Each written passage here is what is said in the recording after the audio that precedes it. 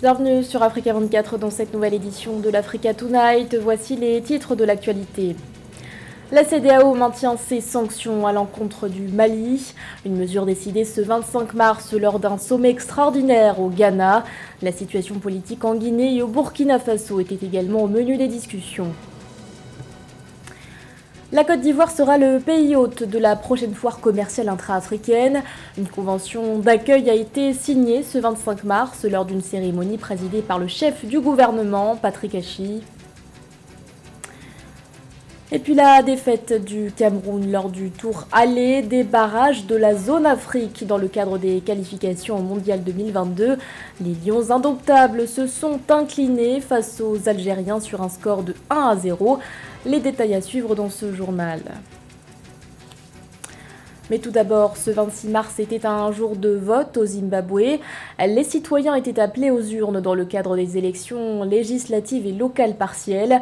Des scrutins aux enjeux importants pour le parti au pouvoir, la ZANU-PF. Ils font en effet office de test avant la prochaine élection présidentielle prévue en 2023. Élection pour laquelle le président Emmerson Mnangagwa compte présenter sa candidature. L'enjeu est tel que le chef de l'État a même organisé des meetings en vue de soutenir les candidats de son parti. Une campagne électorale qui a cependant été entachée de violence contre l'opposition. Durant le mois de février dernier, 70 incidents auraient été recensés. Les résultats sont attendus dans les prochaines heures.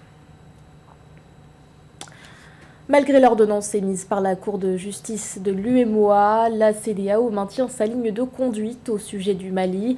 Les sanctions imposées au pays restent en vigueur. Une décision qui découle du sommet extraordinaire de l'organisation tenu ce 25 mars au Ghana. Un sommet durant lequel il a aussi été question de la situation politique en Guinée et au Burkina Faso. Samantha Saberou Sabobanga. L'étau se resserre autour des 3 pays d'Afrique de l'Ouest dirigés par des militaires. Les chefs d'État de la CEDEAO se sont réunis à Accra au Ghana vendredi 25 mars 2022 en sommet extraordinaire pour examiner la situation au Mali, au Burkina Faso et en Guinée. À cet effet, l'organisation ouest-africaine a maintenu la pression sur la junte au pouvoir au Mali où les sanctions restent en place et en Guinée et au Burkina Faso menacé de nouvelles sanctions. Je pense que la CEDEAO perd sa crédibilité. Pourquoi? Parce qu'aujourd'hui, les peuples du Mali, du Burkina Faso et de la Guinée ont compris que les actions des chefs d'État de la CEDEAO ne sont pas des actions dirigées pour aider les populations, mais plutôt sont des actions qui sont dictées de l'extérieur et notamment par la France. Si les sanctions infligées au Mali le 9 janvier 2022 ont été maintenues, il faut mentionner qu'en ce qui concerne le Burkina Faso et la Guinée, ce sont des ultimatums qui ont été donnés aux autorités de la transition. S'agissant de la Guinée, la CEDEAO a donné un délai d'1 mois jusqu'au 25 avril 2022, plus précisément à la junte du CNRD, pour qu'elle présente un calendrier acceptable pour la transition. Si ce délai d'1 mois n'est pas respecté, la CEDEAO prévient que le pays fera face à des sanctions.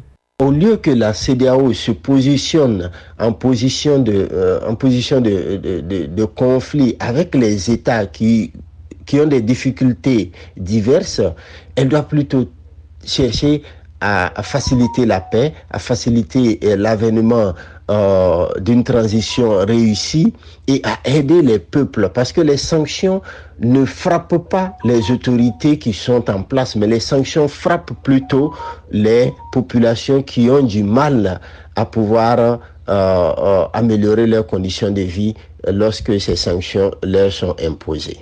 En ce qui concerne le Burkina Faso, les chefs d'État ont demandé la libération du président élu, Roch Kaboré, et un calendrier raisonnable pour la transition sous peine de sanctions. La CEDEAO fait pression sur les juntes au pouvoir pour qu'elles rendent rapidement le pouvoir aux civils. Et sachez qu'un comité national des assises a vu le jour ce 25 mars en Guinée. Un comité nommé par le chef de la junte, le colonel Mamadi Doumbouya, est constitué de 31 personnes. Il a pour mission de conduire le processus d'organisation des assises nationales entamé ce 22 mars. Dans l'actualité également, la rue ne décolère pas au Soudan. Une nouvelle mobilisation s'est tenue ce samedi 26 mars à Khartoum. Depuis le coup d'État du 25 octobre 2021, les Soudanais investissent régulièrement les rues pour dénoncer le régime militaire. Des manifestations durant lesquelles l'opposition se fait aussi entendre. Elle réclame notamment la libération des prisonniers politiques qui seraient au nombre de 24. Sur la liste de ces détenus figure notamment l'ancien ministre Khalid Omer Youssif, figure importante du Congrès soudanais. L'actualité, c'est aussi cette mise en garde des Nations Unies sur la situation des droits de l'homme en Libye, situation marquée notamment par une aggravation de la répression à l'encontre de la société civile. C'est ce qu'a déploré ce 25 mars le Bureau des droits de l'homme de l'ONU par la voix de sa porte-parole Liz Throssell. La diplomate qui a également dénoncé des arrestations jugées arbitraires ainsi qu'une campagne de diffamation menée sur les réseaux sociaux. Des facteurs qui, selon elle, ont un effet dissuasif sur les défenseurs des droits de l'homme ou encore les travailleurs humanitaires. Je vous propose de l'écouter. Nous sommes préoccupés par la répression croissante de la société civile en Libye, où les arrestations arbitraires et une campagne de diffamation sur les réseaux sociaux ont un effet dissuasif sur les défenseurs des droits de l'homme, sur les travailleurs humanitaires et sur d'autres acteurs de la société civile. Des membres de l'Agence de sécurité intérieure et des groupes armés affiliés à l'État ont détenu arbitrairement des défenseurs des droits de l'homme et des acteurs de la société civile sous prétexte de protéger les valeurs libyennes et islamiques et les ont soumis à la torture, au harcèlement verbal et à l'intimidation. Au total, 7 hommes âgés de 19 à 29 ans ont été arbitrairement arrêtés et détenus par l'Agence de sécurité intérieure à Tripoli entre novembre 2021 et mars 2022. C'est officiel, la Côte d'Ivoire accueillera la prochaine foire commerciale intra-africaine. Pour officialiser cette prochaine édition prévue en novembre 2023 à Abidjan, une cérémonie était organisée ce 25 mars en présence du Premier ministre Patrick Hachi. Cérémonie durant laquelle une convention d'accueil a été signée. Reportage de notre correspondant Bijou Nomenio. La foire commerciale intra-africaine de 2023 aura lieu en Côte d'Ivoire. Le pays a officialisé son statut d'hébergeur par la signature d'une convention avec l'Union africaine et la Banque africaine d'import-export, Afreximbank. C'était au cours d'une cérémonie solennelle tenue ce vendredi 25 mars 2022 à Abidjan.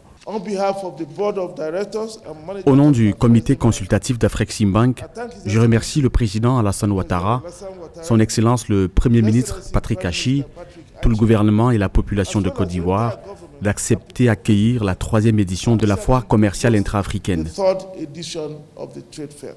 L'IATF 2023 espère conclure 40 milliards de dollars d'accords commerciaux contre 36 milliards de dollars conclus en 2021. Pour attirer les investisseurs, la Côte d'Ivoire, qui détient 40% des richesses de la zone UEMOA, mise sur son attractivité économique dans l'espace CEDEAO, espace dans lequel il occupe la 3e place économique.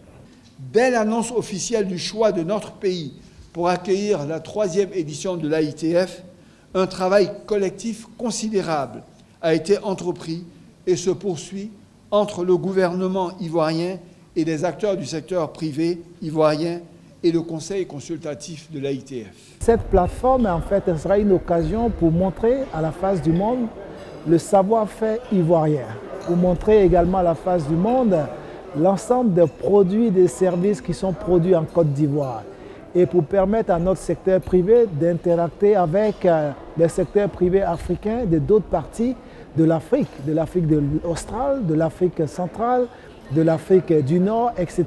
pour que nos hommes d'affaires, au-delà des rencontres qu'ils puissent avoir, puissent créer ensemble des joint ventures, puissent créer des entreprises africaines pour pouvoir compétir ensemble sur le continent. Pour sa 3e édition, les organisateurs que sont Afreximbank et l'Union africaine prévoient la venue de 5000 participants aux conférences, de 10 000 visiteurs et acheteurs et de plus de 1100 exposants.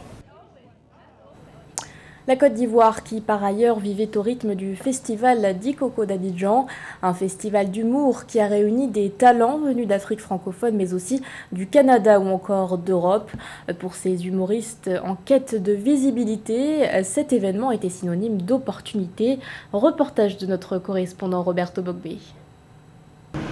Abidjan, capitale de l'humour, une destination qui ne cesse de multiplier des initiatives pour s'imposer parmi les têtes d'affiche de cet art de la scène et du rire. Dans la commune d'Abobo, le Dikoko Comedy Club, qui abrite la 2e édition de son festival, se veut un projet d'impact pour son fondateur Grégoire Fureur. J'ai atterri à Abidjan en 2015, ou 16, ou 17, je ne sais plus maintenant. Je suis venu voir ce qui se passe. Et là, waouh, c'était vraiment le choc culturel. J'ai dit, mais c'est fou, Abidjan, il y a une qualité absolument incroyable. Donc j'ai voulu monter 2-3 choses en 2017, et puis finalement ça ne s'est pas fait. Et je suis reparti en Europe, j'ai continué à développer mes affaires, et j'arrêtais pas d'avoir cette petite voix au fond du ventre qui me disait, retourne en Afrique, c'est là-bas que ça se passe. Donc je suis revenu en 2019.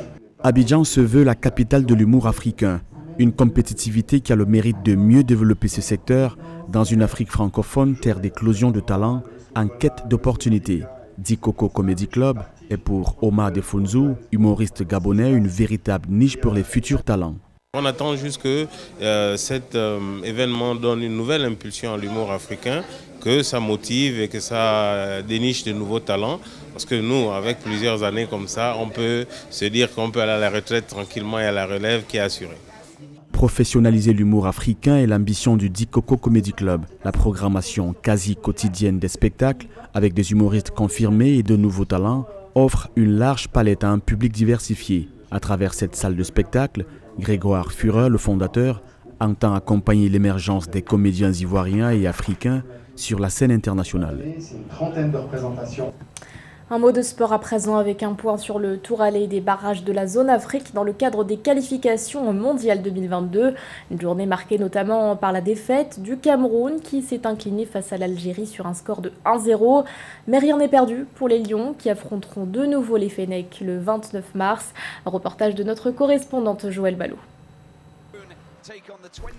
L'Algérie prend une bonne option sur la qualification au Mondial Qatar 2022 en s'imposant pour la première fois de son histoire face aux Lions indomptables du Cameroun au stade de Japoma Douala par un score d'1-0. La rencontre du 25 mars 2022 s'inscrit dans le cadre de la phase allée du barrage de la Coupe du Monde de football 2022. Cette victoire historique, les Fennecs la doivent à Silmani qui inscrit son but en sélection à la 40e minute de jeu. Je pense que c'est une équipe algérienne qui est venue jouer bas. Ça va, elle a bien défendu et on a juste manqué de la baraka. J'espère vraiment que face au match retour, ça serait un match pas facile et nous espérons vraiment remporter le match.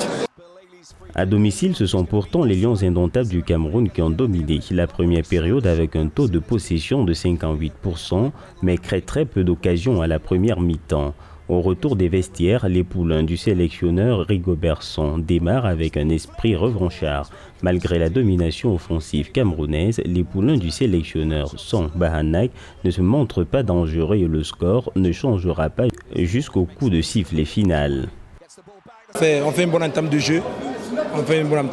Malheureusement, on prend un but sur la seule occasion de la première mi-temps. Et voilà, après en deuxième mi-temps, on essaye de revenir, mais c'est un peu difficile. Donc je pense qu'on va faire le travail au match retour. S'ils ont mis un but ici, c'est possible de mettre 2 buts chez eux. La règle du but à l'extérieur étant en vigueur dans ces barrages du Mondial Qatar 2022 zone Afrique, c'est donc une belle option pour les poulains de Belmadi dans ce stade de Japoma Douala où les Fennecs avaient complètement raté leur Coupe d'Afrique 2 mois plus tôt face à la Côte d'Ivoire, 3-1. Pour le match retour, seule une victoire pourrait garantir aux Lions indomptables une qualification au Mondial Qatar 2022. Rendez-vous le 29 mars à Alger. Et avant de clôturer ce journal, un récapitulatif des résultats de ce tour aller de la zone Afrique. En ouverture de bal, la République démocratique du Congo et le Maroc se sont tenus en échec, un but partout. Plus tard dans la soirée, la Tunisie s'est imposée 1-0 face au Mali. De son côté, l'Égypte a pris une sérieuse option face au Sénégal. Les champions d'Afrique se sont inclinés sur un score de 1-0 avec un but de Saliou 6 contre son camp. Et pour finir, la rencontre Ghana-Nigeria s'est soldée par un match match nul. Aucune des deux équipes n'est parvenue à trouver le chemin des filets. Notons que les matchs retour se joueront le 29 mars 2022.